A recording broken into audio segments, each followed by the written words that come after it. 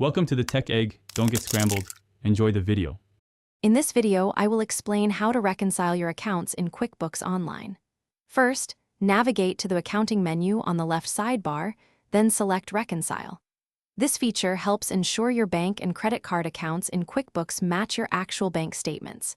It's a crucial step for accurate financial reporting and identifying any discrepancies. Gather your latest bank statements, as you will need them for the next steps. To begin, choose the bank or credit card account you wish to reconcile from the drop-down menu. Next, input the ending balance and the ending date exactly as they appear on your bank statement. It is vital to double-check these figures for accuracy. QuickBooks will automatically display the beginning balance, which should match your last reconciled statement. If it does not, you may need to investigate previous reconciliations. Now, the core of the process involves matching transactions. Go through each transaction listed on your bank statement and find its corresponding entry in QuickBooks Online. Check off each item as you match it. Pay close attention to dates, amounts, and descriptions.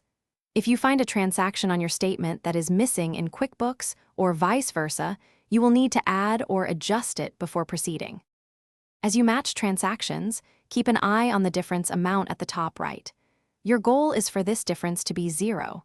If it is not, carefully review your unmatched transactions and investigate any remaining discrepancies. Once the difference is 0, click Finish Now to complete the reconciliation.